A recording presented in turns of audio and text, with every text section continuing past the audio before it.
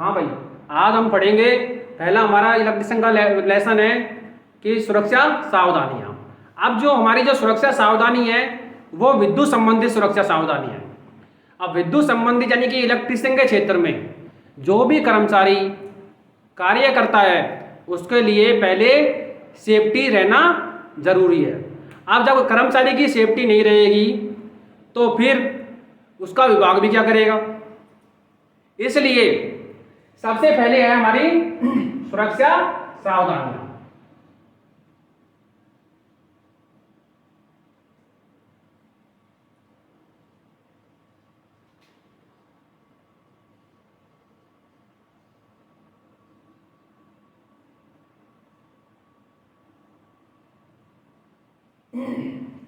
सुरक्षा सावधानियों में सबसे पहले है कि जैसे भी हम कार्यशाला में या हमारी वर्कशॉप में कार्य करते हैं, कार्य यानी मशीनों पर हम कार्य करते हैं, तो सबसे पहले हमें क्या क्या सावधानी अपनानी चाहिए। इसमें नंबर 1 है, जैसे कि हमको किसी भी मशीन को अनावश्यक रूप से नहीं छूना चाहिए, और उसको अगर छूना भी है तो टीचर या अनुदेशक की उपस्थिति में ही छूना चाहिए। इसके अलावा नंबर 2 है, जैसे कि हमको फ्यूज चेंज करना है और हमारा फ्यूज जल गया है, उसको चेंज करने से पहले सबसे पहले हमें मेन स्विच को बंद करना चाहिए। किसको बंद करना चाहिए? मेन स्विच को। अब मेन स्विच को हम बंद करना चाहिए। नंबर 3 है कि कार्यशाला के अंदर हमें कसे टाइट कपड़े पहनकर जाना चाहिए। कसे कपड़े टाइट पहनकर जाना चाहिए, क्योंकि ढीले कपड़े अगर हम पहनेंगे तो क्या होगा, ढीले कपड़े पहनने से हमारी कोई मोटर चल रही है या कोई लेथ मशीन चल रही है या कोई नंगा तार है, उसके हमारे कपड़े अगर टच हो गए तो हमारे साथ में दुर्घटना हो सकती है। इसलिए हमें कसे टाइट कपड़े पहनकर चलना चाहिए। इसके नंबर 4 है, जैसे कि हम वर्कशॉप में कार्य करने जा रहे हैं तो हमारे पास में इंसुलेटेड औजार होने चाहिए और शूज पहनकर, हमें जूते पहनकर जाना चाहिए। जूते पहनने का क्या फायदा है? जूते पहनने का ये फायदा है कि कोई नुकीला औजार हो और वो हमारे हाथ से छूट गया, और अगर वो हमारे हाथ से छूट गया और हमने चप्पल या सैंडल पहन रखे हैं तो वो नीचे गिरने से साथ हमारे पैर को चोट भी पहुंचा सकता है और चोट पहुंचा सकता है। इसके अलावा हमारे और भी शरीर के अंगों को हानि पहुंचा सकता है। अब देखो, ये तो हो गई हमारी सुरक्षा सावधानियां। अब इसके बाद में है नंबर 1 टॉपिक है कि विद्युत कार। कौन सा टॉपिक है? विद्युत कार।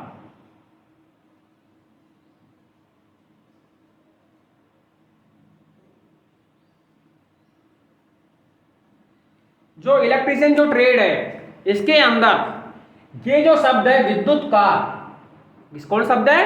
विद्युत कार। विद्युत कार जो शब्द है इसके ऊपर पूरी ट्रेड यानी इलेक्ट्रिशियन की जो ट्रेड है वो पूरी इसके ऊपर टिकी हुई है।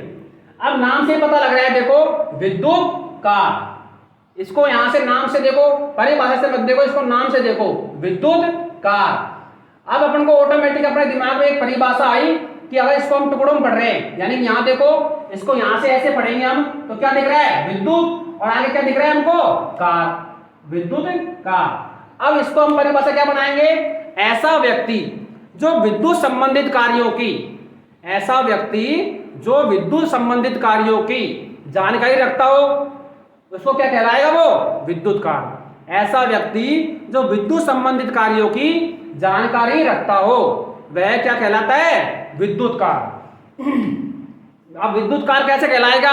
जैसे कि जनरेटर है, पंखा है, जनरेटर है, प्रेस है, इनको सुधारने वाला व्यक्ति या इनका निर्माण करने वाला व्यक्ति क्या कहलाता है? विद्युत कार। तो इसीलिए मैंने आपको क्या परिभाषा बताई थी? अभी मैंने बोला था इसको शब्द को पढ़ो, इस हेडिंग को पढ़ो, विद्युत कार, विद्युत का कार्य करने वाला। अब यहाँ कहीं लिख रखा है विद्युत कार्य करने वाला, नहीं, कैसे पता चला हमको? हेडिंग से पता चल गया, विद्युत कार यानी विद्युत का कार्य करने वाला व्यक्ति। तो इसकी परिभाषा हो जाएगी विद्युत का कार्य करने यानी विद्युत की जानकारी रखने वाला व्यक्ति क्या कहलाता है, विद्युतकार। इसके अंतर्गत जनरेटर, मशीन, मोटर, प्रेस आदि विद्युत संबंधित उपकरणों का निर्माण करना और इनको सुधारना, वह व्यक्ति क्या कहलाता है, विद्युतकार। अब नंबर 2 हेडिंग है, अब देखो विद्युतकार है तो हम विद्युत कार्य कर रहे हैं, हमने इसकी सावधानी पढ़ ली। अब जो विद्युत संबंधित विद्युत की परिभाषा बता दी मैंने आपको।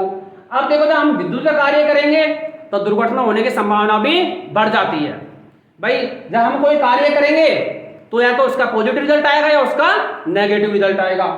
जब विद्युत संबंधी कार्य कर रहे हैं तो दुर्घटना होने की संभावना बनी रहती है और हम दुर्घटना को कम कर सकते हैं। दुर्घटना को कम कर सकते हैं हम कब, जब हम सुरक्षा सावधानियों का पूर्णतः पालन करेंगे। अतः हेडिंग है हमारी कौन सी है, दुर्घटना।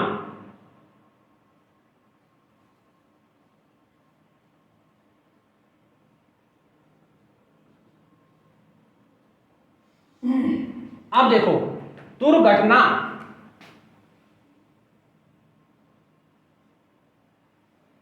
दुर्घटना नाम से पता लग रहा है दुर्घटना यानी कि परिभाषा क्या हो जाएगी इसकी, अब ऐसी घटना जिसका हमें होने का आभास तक न हो।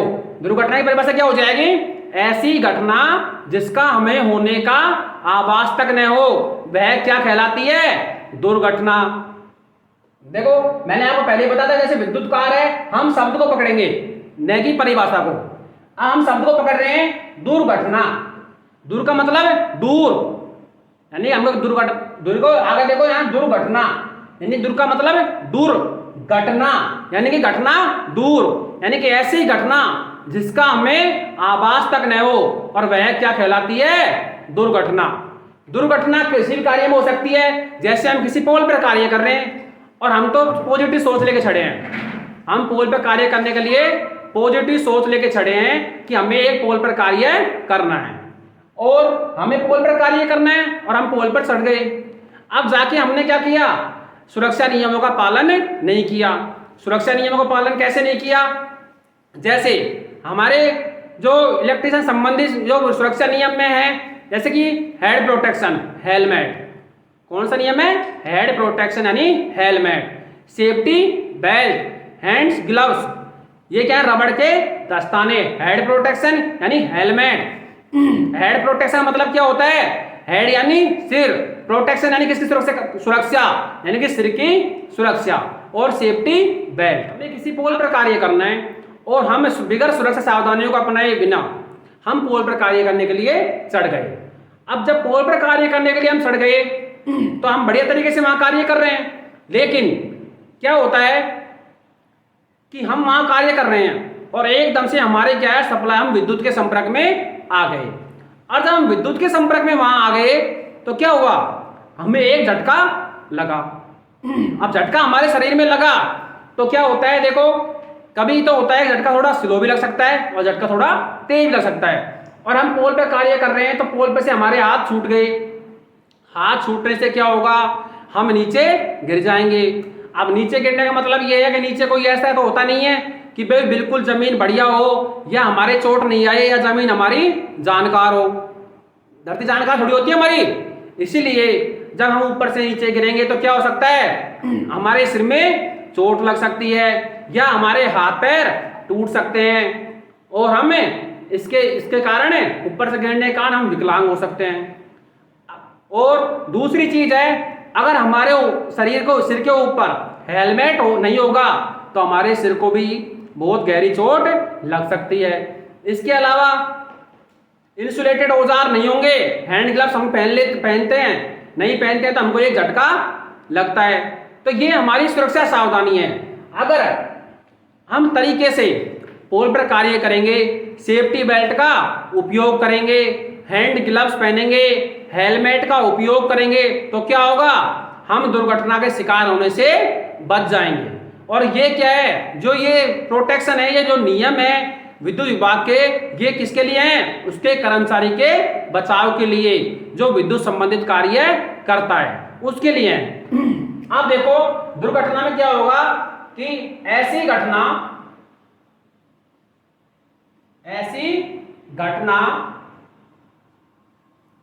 जिसका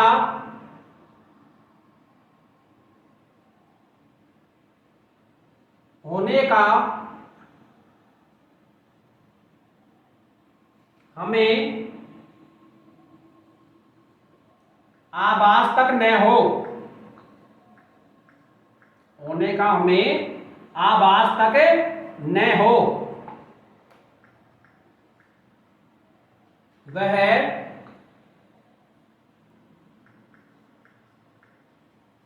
दुर्घटना कहलाती है। दुर्घटना कहलाती है।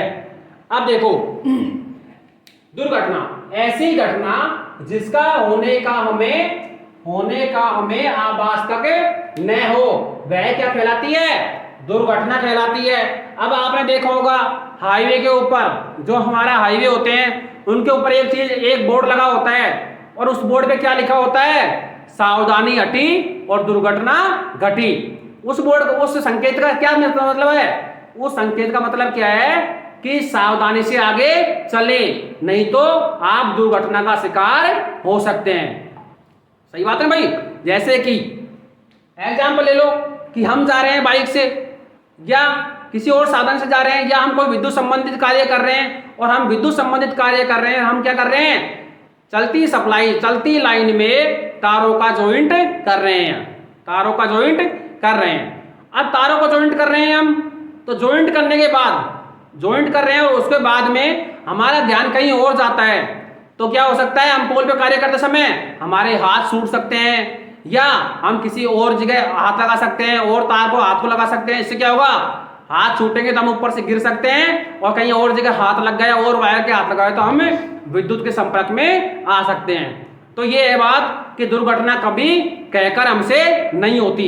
इसलिए परिभाषा क्या हो गई? ऐसी घटना जिसका होने का हमें आभास तक न हो, वह क्या कहलाती है? दुर्घटना कहलाती है।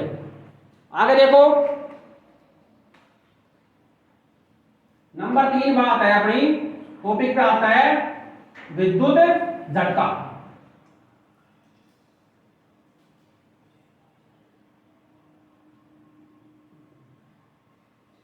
अब देखो विद्युत झटका, अब बात हो गई हमारी, हमने विद्युत कार्य की बात कर ली, हमने सुरक्षा सावधानियों की बात कर ली।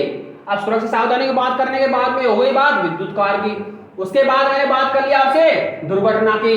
अब बात होती है हमारी विद्युत झटके की, कि विद्युत झटका हमारे शरीर में कैसे लगता है और विद्युत झटका क्यों लगता है। भाई परिभाषा तो यही बता रही है कि विद्युत झटका यानी कि विद्युत झटका कैसे लगता है और हमारे शरीर में क्यों लगता है, इसका क्या कारण है कि हमें विद्युत झटका लगता है। देखो इसका कारण यह है, इसकी परिभाषा यह हो गई, जब हमारे शरीर में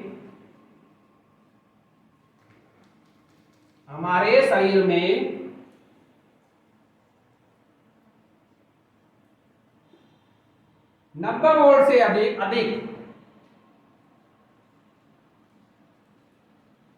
जब हमारे शरीर में 90 वोल्ट से अधिक धारा का प्रवाह हो जाता है तो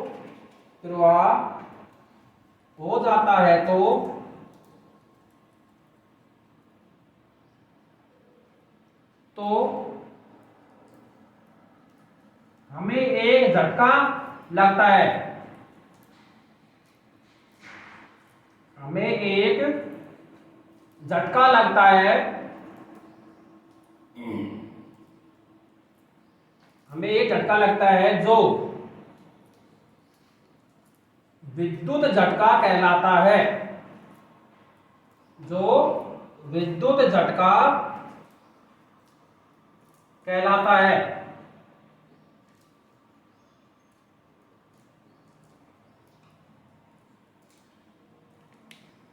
क्या कहलाता है? विद्युत झटका। विद्युत झटके की परिभाषा क्या हो गई?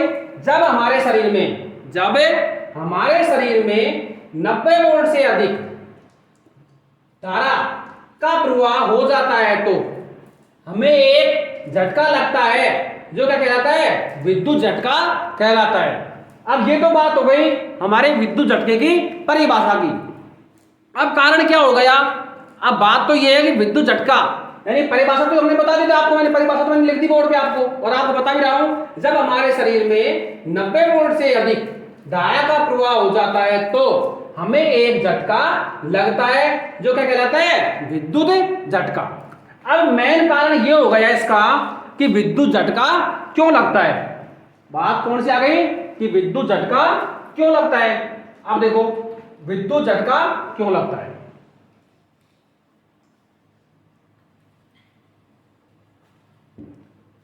कि विद्युत झटका क्यों लगता है।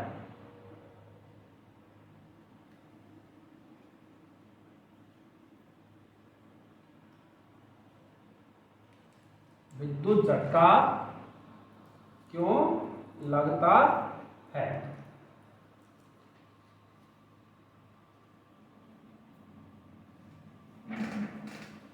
हाँ भाई, अब देखो विद्युत झटका क्यों लगता है, क्योंकि जब हमारे शरीर में 90 वोल्ट से अधिक धारा का प्रवाह हो जाता है तो हमें झटका लगता है, जो विद्युत झटका कहलाता है। इसका कारण है कि जब 90 वोल्ट से अधिक धारा हमारे शरीर में प्रवेश करती है, जब 90 वोल्ट से, अब देख, विद्युत धारा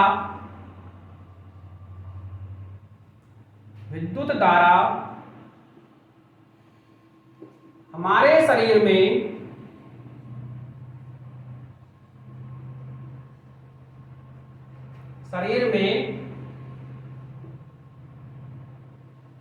प्रवेश करती है तो, शरीर में प्रवेश करती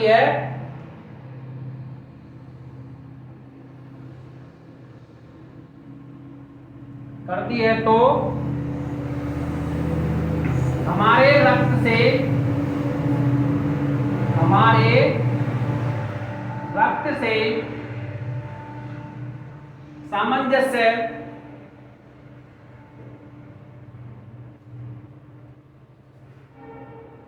सामंजस्य नहीं बैठ पाता है।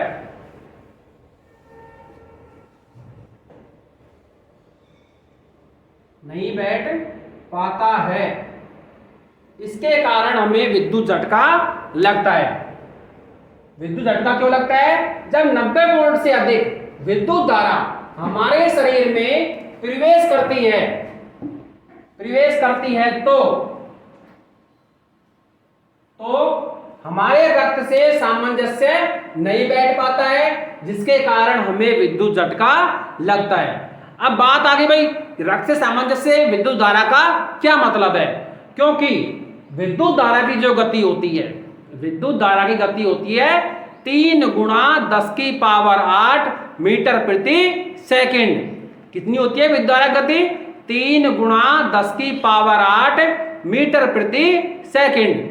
अब जब विद्युत धारा की गति 3 गुणा 10 की पावर 8 मीटर प्रति सेकंड होती है तो क्या होगा कि जो हमारे रक्त की गति क्या होती है, विद्युत धारा की गति से थोड़ी स्लो होती है।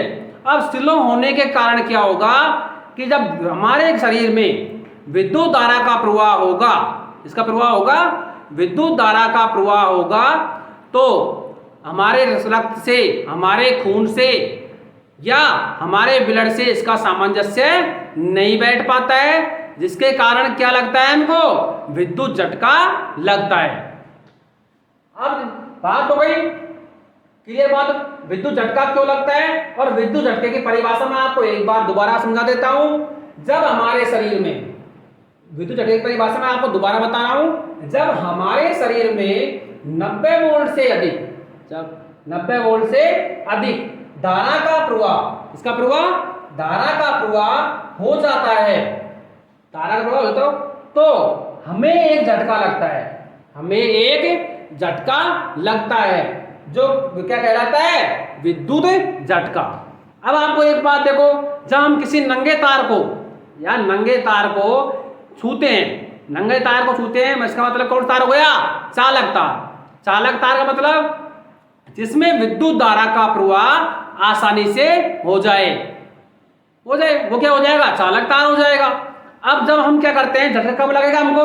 हम कोई विद्युत संबंधित कार्य कर रहे हैं, और विद्युत संबंधित कार्य कर रहे हैं तो हमने क्या किया, ये हमारा एक वायर हो गया और हम इसमें कोई कार्य कर रहे हैं तार में, तो हमारा जैसे ही हाथ इसके टच हुआ तो एक हमको झटका लगा, और झटका लगने के कारण हमारे रक्त से उसका सामंजस्य नहीं बैठ पाया, तो हमें एक झटका लगता है। इसका यही कारण है, विद्युत झटका लगने का कारण मैंने किया। तो बात करते हैं सबसे पहले हम किसके? स्थिर विद्युत।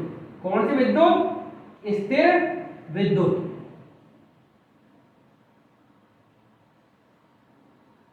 आज हम स्थिर विद्युत की बात करेंगे, तो इसकी बात हम करते हैं। अब देखो, स्थिर विद्युत में सबसे सर्वप्रथम क्या हुआ था, जब स्थिर विद्युत की खोज करी। स्थिर विद्युत की खोज यूनान के प्रसिद्ध वैज्ञानिक, किसने करी थी? स्थिर विद्युत की खोज यूनान के प्रसिद्ध वैज्ञानिक ने, वैज्ञानिक का नाम था थेल्स।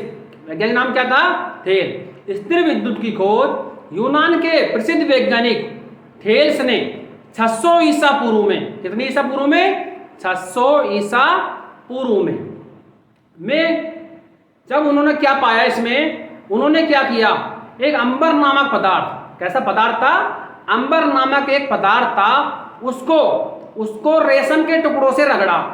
किससे रगड़ा? रेशम के टुकड़ों से रगड़ने पर उसमें एक ऊर्जा की उत्पत्ति हुई। किसकी उत्पत्ति हुई? ऊर्जा की, जो वह क्या कहलाई?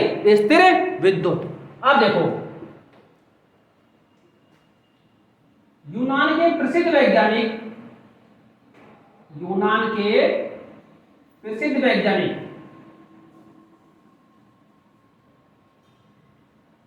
प्रसिद्ध वैज्ञानिक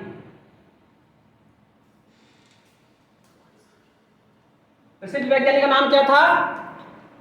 थेल्स। क्या नाम था उसका? थेल्स। और स्थिर विद्युत की खोज कब करी थी? स्थिर विद्युत की खोज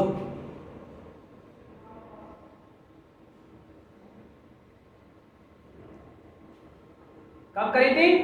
600 ईसा पूर्व में। ये ईपू का मतलब क्या है? ईसा पूर्व में। तो उन्होंने क्या पाया था?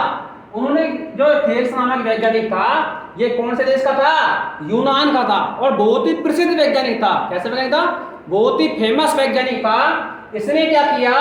स्थिर विद्युत की क्या करी? खोज। अब स्थिर विद्युत की खोज करने के वाले वैज्ञानिक का नाम क्या था? थेल्स।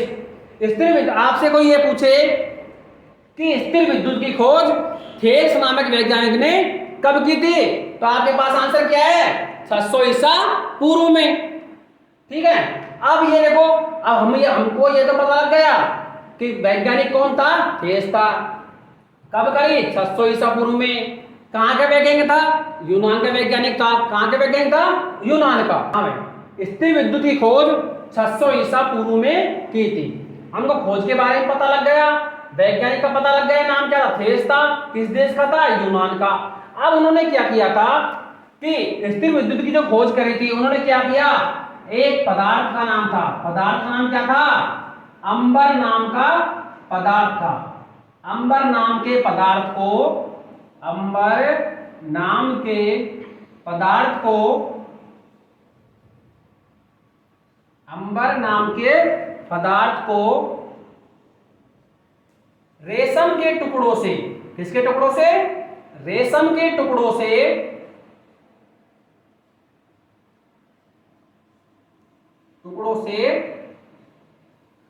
रगड़ने पर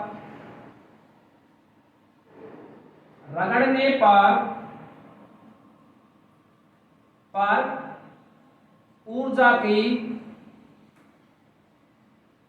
उत्पत्ति हुई।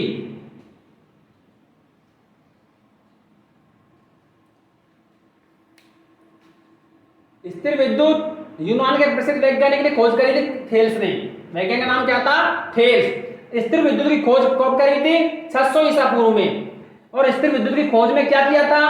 अंबर नाम के पदार्थ को, एक पदार्थ का नाम क्या था? अंबर था। पदार्थ का नाम था अंबर। अंबर नाम के पदार्थ को रेशम के टुकड़ों से रगड़ा। अंबर नाम के पदार्थ को रेशम के टुकड़ों से रगड़ने पर ऊर्जा की उत्पत्ति हुई, जो क्या कहलाई? स्थिर विद्युत। क्या कहलाई? स्थिर विद्युत।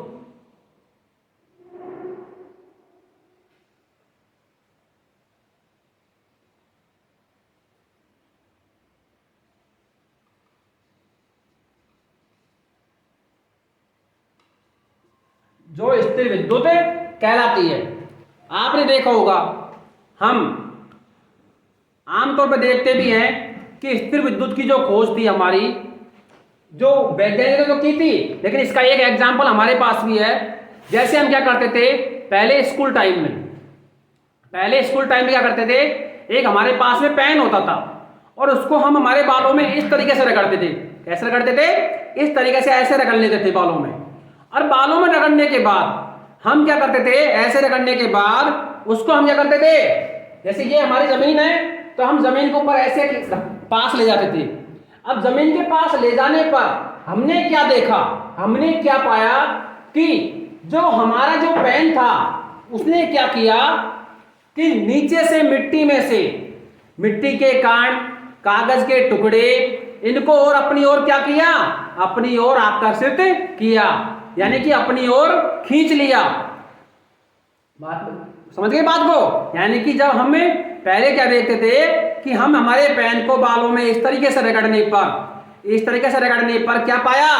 हमने क्या किया, जैसे हमने ये जमीन मानी, इस जमीन के ऊपर इस पेन को हम इस तरीके से जमीन के पास ले गए और जमीन के पास ले जाने पर हमने देखा कि हमारे जो पेन था इसने क्या किया? जमीन के नीचे से जमीन के जो मिट्टी धूल जो कण थे, कागज के टुकड़े थे, उनको इसने क्या किया? अपनी ओर आकर्षित कर लिया। और आकर्षित करना ही वो किसका उदाहरण हो गया? स्थिर विद्युत का। उसी तरीके से जब जो थेल्स नामक वैज्ञानिक था, मैंने आपको बताया ना ये उदाहरण पेन वाला, उसी तरीके से अंबर नाम के पदार्थ को थेल्स नामक वैज्ञानिक क्या किया? रेशम के टुकड़े से रगड़ने पर ऊर्जा की उत्पत्ति हुई, जो किसके नाम से क्या कहलाई? स्थिर विद्युत कहलाई। अब देखते हैं हम चल विद्युत। क्या देखते हैं? चल विद्युत। भाई विद्युत के दो प्रकार थे, अब नंबर अगले हेडिंग कौन सी लेते हैं हमें? चल विद्युत।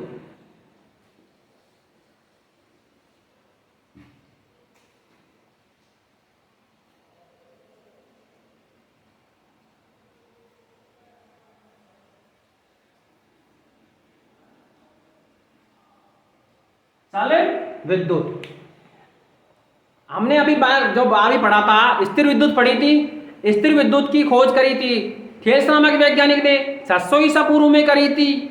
अंबर नाम के पदार्थ से रगड़ने पर ऊर्जा की उत्पत्ति हुई थी। और देखो उसमें एक चीज रह गई थी, उसमें क्या रह गई थी कि स्थिर विद्युत, ऐसी विद्युत, उसकी परिभाषा रह गई थी। उसकी परिभाषा क्या है? ऐसी विद्युत जिसको हम एक सीमित दायरे के अंदर एक स्थान से दूसरे स्थान पर नहीं ले जा सकते। नाम से पता लग रहा था उसका, इसका नाम से पता लग रहा है देखो कि स्थिर विद्युत। क्या पता लग रहा है? नाम से पता लग रहा है कि स्थिर विद्युत। देखो आप, स्थिर विद्युत, ऐसी विद्युत जिसको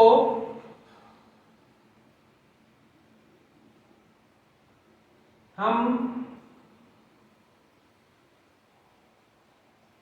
सीमित दायरे के अंदर ही, सीमित क्षेत्र के अंदर ही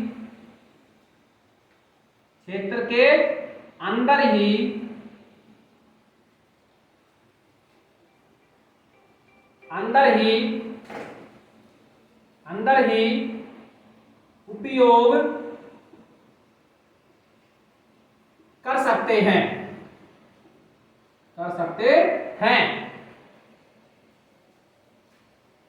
स्थिर विद्युत कहलाती है। स्थिर विद्युत कहलाती है।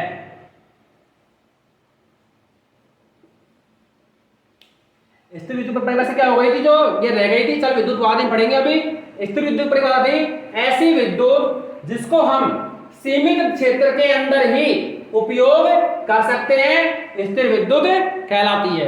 समझ गई बात को भाई? स्थिर विद्युत ऐसी विद्युत, नाम से पता गया। देखो डेफिनेशन पकड़ो, मैंने पहले शुरुआत में बताया था, नाम इसको पकड़ो डेफिनेशन को। स्थिर यानी फिक्स, स्थिर का मतलब क्या हो गया? फिक्स। स्थिर विद्युत यानी कि फिक्स, ऐसी विद्युत जिसको हम सीमित क्षेत्र के अंदर ही उपयोग कर सकते हैं, स्थिर विद्युत कहलाती है। अब बात करते हैं हम चल विद्युत। हाँ भाई, अब अपन ने स्थिर विद्युत की परिभाषा देख ली। अब बात करते हैं हम चल विद्युत की। चल विद्युत नाम से देखो, फिर डेफिनेशन पकड़ो, परिभाषा पर ध्यान मत दो, इस पे ध्यान दो, डेफिनेशन पे, इसकी डेफिनेशन पे ध्यान दो। अब नाम पहले मैंने बताया था स्थिर यानी फिक्स, उसी तरीके से इसका नाम क्या आ रहा है? चल विद्युत। चल विद्युत यानी कि परिभाषा क्या हो गई? ऐसी विद्युत, ऐसी विद्युत, ऐसी विद्युत, ऐसी विद्युत, ऐसी विद्युत जिसको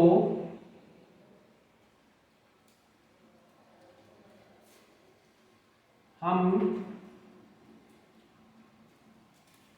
एक स्थान से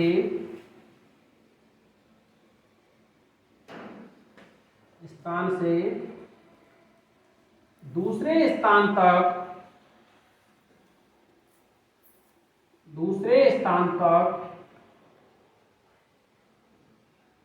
आसानी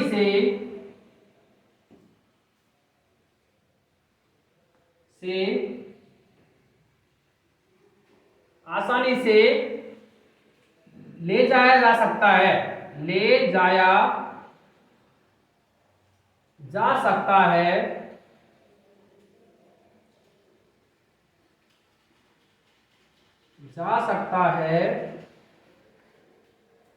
चल विद्युत कहलाती है। चल विद्युत कहलाती है।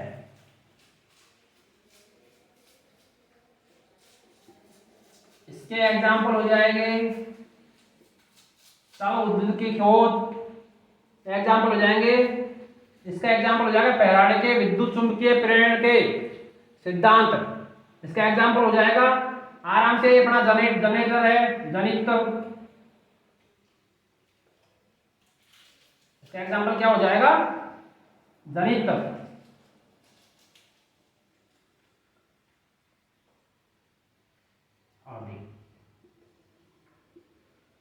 देखो चल विद्युत ऐसी विद्युत जिसको हम एक स्थान से दूसरे स्थान तक आसानी से ले जाया जा सकता है, चल विद्युत कहलाती है। जैसे कि देखो एग्जाम्पल के तौर पे हम क्या करते हैं, फैराडे के विद्युत चुंबकीय प्रेरण के सिद्धांत पर, किसके सिद्धांत पर? फैराडे के विद्युत चुंबकीय प्रेरण के सिद्धांत पर कोई कुंडलित वाइंडिंग करके हम चल विद्युत को उत्पन्न कर सकते हैं। कोई कुंडलित आकृति यानी गोलक कुंडली टाइप में, ऐसे कुंडली टाइप कैसे हो गई? ऐसे कुंडली टाइप में हम इसको इस तरीके से विद्युत प्रवाह करके हम चल विद्युत का निर्माण कर सकते हैं, चल विद्युत की उत्पत्ति कर सकते हैं। स्थिर विद्युत में क्या था कि उसको सीमित दायरे के अंदर रखा जा सकता था, वो फिक्स रहती थी, क्योंकि उसका सीमित क्षेत्र होता था। लेकिन नाम से पता लगा चल विद्युत ऐसी विद्युत जिसको हम एक स्थान से दूसरे स्थान तक आसानी से ले जाया जा सकता है, चल विद्युत कहलाती है। इसका एग्जाम्पल क्या हो गया? जनित्र।